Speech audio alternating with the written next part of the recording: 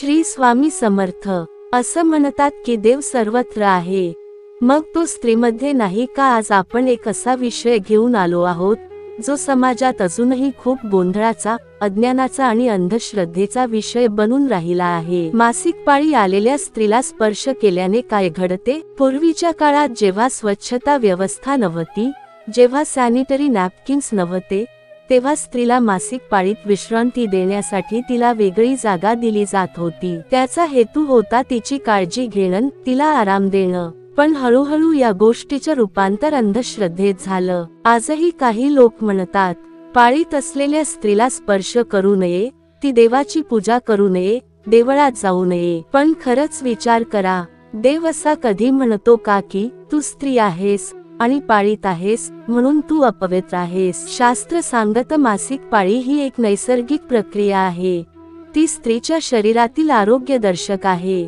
जर मासिक पाळी बंद झाली तर गर्भधारणा होणे शक्यच नाही। मग जी प्रक्रिया संपूर्ण मानवजातीचं अस्तित्व टिकवून ठेवते ती अपवित्र कशी असू शकते? काही ठिकाणी अजूनही अशा स्त्रियांसोबत अन्न खाल्लं जात नाही, त्यांना देवळात जाऊ दिलं जात नाही। हे फक्त अज्ञानाचं प्रतीक आहे। स्वामी समर्थांनी, संत तुकारामांनी आणि अनेक संतांनी वेळोवेळी असं सांगितलं की श्रद्धा ही अंतःकरणात असते, शरीरात नव्हे। जर एखादी स्त्री पाळीत आहे आणि ती मनाने, भावनेने शुद्ध आहे, तर तिनं देवाची पूजा का करू नये? आजचा विज्ञान सांगत स्पर्श केल्याने काही अपवित्र होत नाही। मासिक पाळीच्या काळात स्त्री थोडी दुर्बल होते, त्यामुळे तिला विश्रांती दिली पाहिजे, हे खरी काळजी आहे। ती वेगळी ठेवायची नाही, ती अपवित्र नाही। आता प्रश्न असा विचारला जातो, मग स्वामी समर्थ काय म्हणाले असते? स्वामी समर्थांचं शिकवणं स्पष्ट होतं, प्रेम, सेवा आणि समजून घेणं हेच खरं धर्म आहे। स्त्रीला तिच्या काळात आधार द्या, तिला दुर्बळ मानू नका, तिला तुच्छ नका समजू।